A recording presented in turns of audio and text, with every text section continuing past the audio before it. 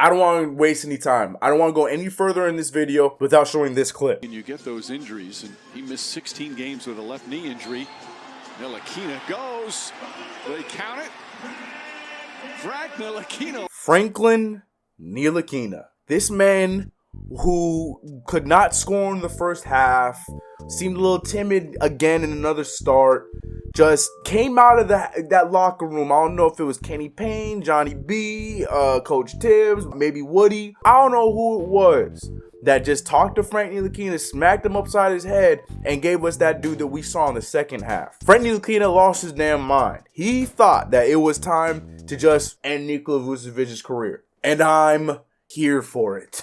I am all the way here for it. Frank Ntilikina has been one of the main conversations for this Knicks team amongst Knicks fans. Whether you want to agree or disagree, that's just how it's been. Frank Ntilikina has gone through 4 years and 4, maybe 5 different haircuts of us ridiculing and criticizing this poor kid. And to be fair, kind of warranted. I'm a Frank stan. I might not be as heavy on the Frank hive where we live and die by anything Frank does, but at the same time, my definition of being a Frank stan is I support the kid and I want to see him succeed, and I see the talent in this player that a lot of the other people see. But at the same time, when we have moments that we've been seeing from Frank Ntilikina where he'll give us some strong games but then disappear for 8 games and he falls out of the rotation, I'm not okay with that either. It's like the big brother syndrome. Like, I believe that my little brother should be getting his playing time, but at the same time, if he's playing like garbage right now, I'm gonna be the first one to go out there and let him know you're playing like trash. So for Frank to have the game that he had last night, 13 points in 27 minutes, shooting 44 from the field, shoot 43 from the 3-point line, 2 for 3 from the free throw, and filling up every other stat from rebounds all the way down to blocks.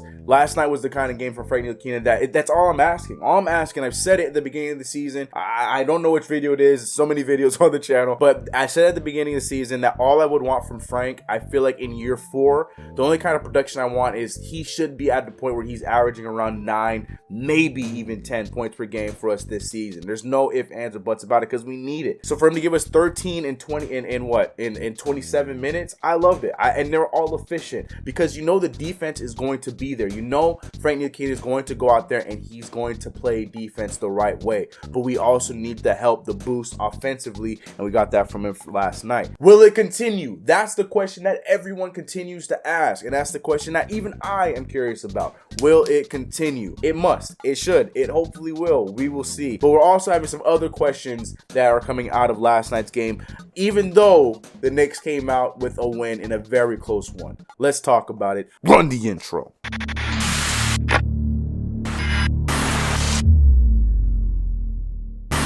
What's going on, CK Crew? It's your boy CK2K here. Welcome back to another video. If you haven't already, make sure you subscribe to the channel, hit that notification bell. Do not forget to like this video. You know what it is. Go follow me on all of my other channels and platforms, Twitch, YouTube channels. You know what it is. Go show some love to your boy CK. Last night's game was something that, you know, we needed. We definitely needed this game. You don't really say that a lot at this point of the season. That was our 42nd game of the season last night of 72. We're getting to that point where we are in must-win territory, especially with the schedule that we have. We know what's coming. We got to win these kind of games. Teams that are sub 500.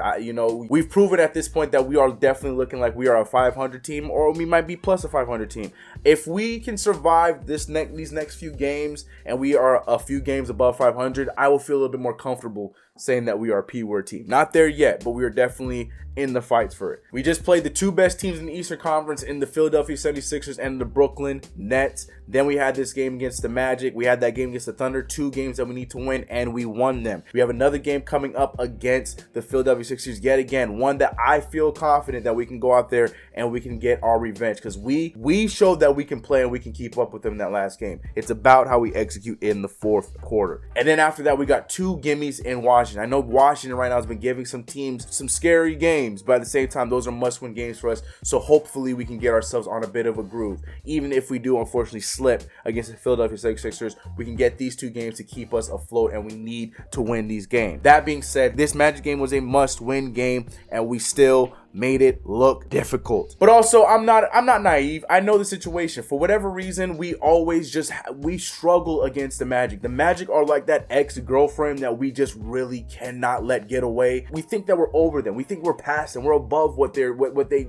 give to us, what they have to offer. We still just go back to their game and we always let them win. Man, I'm killing with these analogies today. That was a good analogy. But yeah, man, yet again, a game that I thought we would be safe with because the Knicks killer himself, Terrence Ross, was not there, but I know they still have Vucevic and Fournier, who are guys who always have great games against us. But with Terrence Ross out of the picture, I thought that we had a better chance. But we were able to weather this storm. We were able to go out there and play a solid 4-quarter game. Although we had about 8 lead changes, we tied the game about 5 times, and we split the quarters, The Magic took that first quarter. We managed to take the second and the third, and we were able to survive that fourth quarter that the Magic ultimately won, which gave us the 94-93 win. And that's another thing too. Another game where we're keeping the team under 100 points. That is the Knicks mantra. That is why we are the #1 defensive team this year.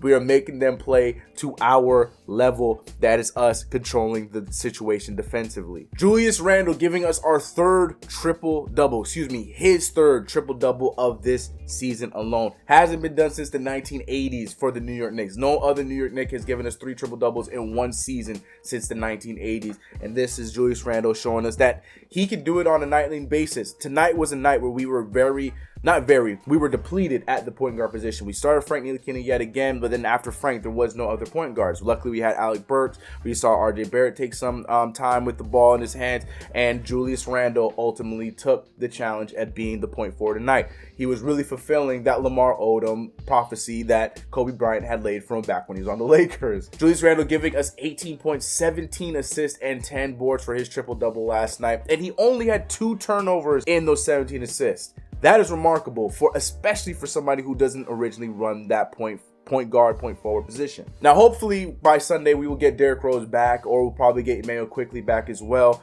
But at the same time, for us to go into this game the way as shorthanded as we were and to survive the way we did, that was also something that we are always happy to see. Bit of a rough shooting night for him. Did take him 20 shots to get 18 points, 1 for 5 from the 3-point line. But like I say with RJ Barrett, and when I always talk about Elfrid Payton, who has those kind of terrible shooting nights, Julius Randle did everything else well. So it's one of those things where he shot terribly, but he made up for everyone else. I mean, for a better example, he had 18 points, 17 assists, 10 rebounds, and even though he was 8 for 20, shooting 40%, barely 40%, 1 for 5 from the 3-point line, he was a +9 because he still was valuable and did more on the court. So Julius Randle, good game from him last night. Also followed up another good game from Alec Burks, who was out there just showing that he's the offensive juggernaut that we need on this team. 21 points, 50% shooting from the field, 3 for 6. He was 50s across the board, except for the free throw line where he missed his only free throw. But he had a double-double of his own. And I'm not talking on the assist department. He had 10 rebounds along with his 21-point game. Alec Burks at the beginning of the season mentioned how he plays his best basketball. He's played his best basketball when he had Johnny Bryant as coach.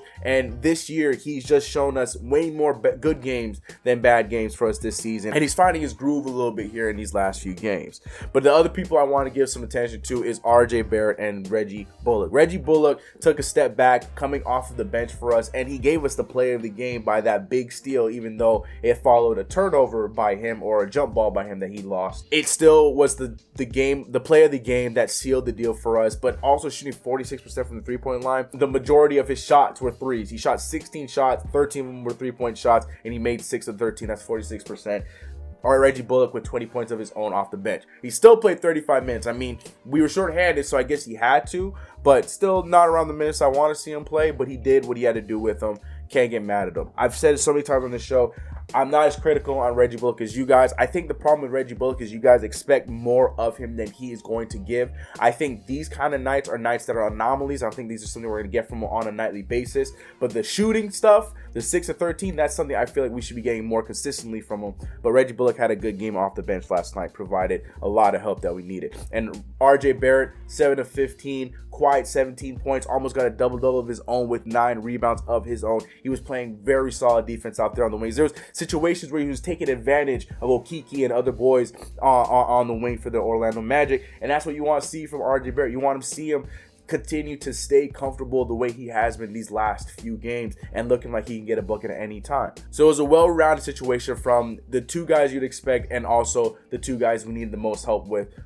from in Alec Burks and Reggie Bullock. But last but not least, I do want to talk about Obi Toppin and my boy Kevin Knox, because I feel like the topic of the conversation, even though the Knicks won the game, a lot of people were really upset and really frustrated with what Obi Toppin did or did not do on the court. And Kevin Knox got a few strays, but I think we're all in agreement that Kevin Knox really didn't get a chance. So let me get Kevin Knox out of the way. But I'm on record of saying that I do believe Kevin Knox should be taking Obi Toppin's minutes. I understand Obi Toppin's our rookie this year and this, that, and the third, 7th or 8th overall pick and rah. I get that. But it comes down to this. It's just not been a good year for Obi Toppin. And I still don't entirely believe it's his fault. I don't think it's Obi's fault. I just don't think that this is the system for him. This is a system that he needs this season to figure out, and he needs the offseason to figure out. I can really see him coming out and having a tremendous second year after having a full year, seeing what Tom Thibodeau does, what he, where he's going to fit best, what parts of his game he needs to figure out, like his jump shot. People think that Obi Toppin's a bad shooter. Obi Toppin can shoot.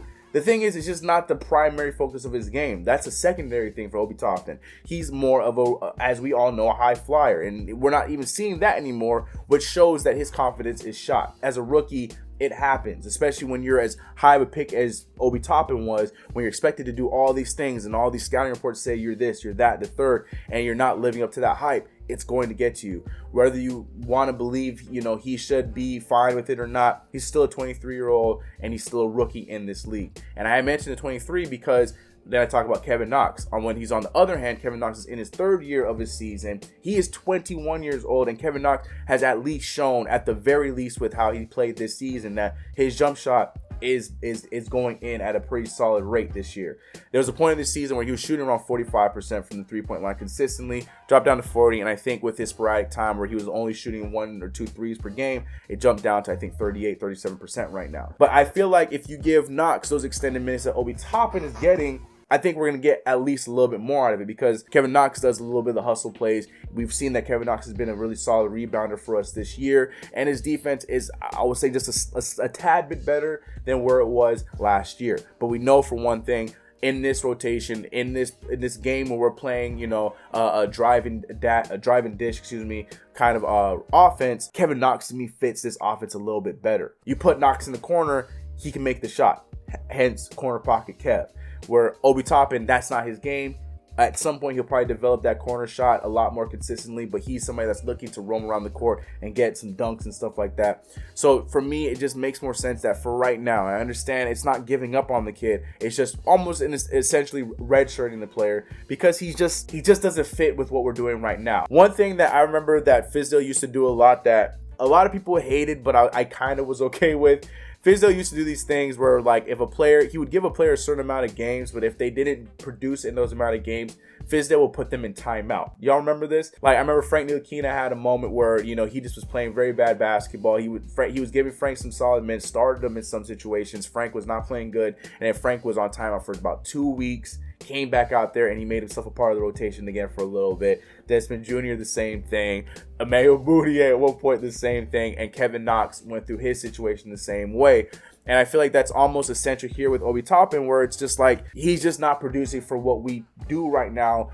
Put a player out there that can help out this team offensively and do the things that we're looking and hoping from Obi Toppin. And if it doesn't work for Knox, it doesn't work for Knox. You just go back to Obi, but at least Obi gets the lesson in those few games where he's sitting on the bench, sitting back and taking in what he needs to take in. It's no way of demotion. It's just how you play. You play with the rotation. You play with the guy that is going to produce for you what you need right now. It's that simple. No way of demotion. I'm not saying that Obi Toppin's done. He needs to stop getting minutes. No, for right now, he needs to take a step back. That's all I'm trying to say. But at the same time, we do know that the Knicks are probably going to be buyers at this trade deadline. I do expect the Knicks to do some sort of, whether it's a smaller deal, some sort of deal. And there's a huge possibility that Kevin Knox could be a part of that deal, or maybe even Frank Ntilikina, who I was just talking about. There's a huge possibility that these guys could be a part of some sort of deal that brings us a guy by the deadline.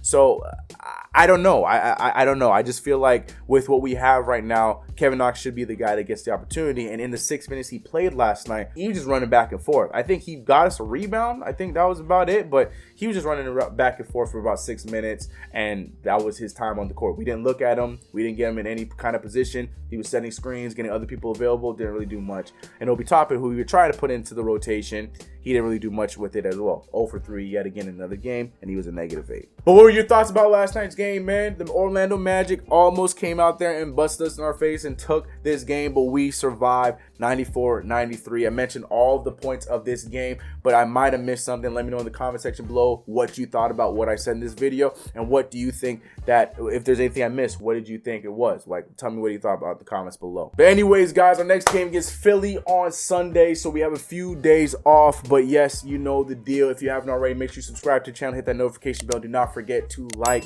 this video. Check out all of my other channels over on YouTube and as well as Twitch. Join the CK Crew membership if you haven't already. Shout out to all the new members. I'm out of here. Let's get it. I'll see you guys in the next video, and peace. Feeling like I won the lotto. Always taking trips with a new chick, asking where the time goes. And I want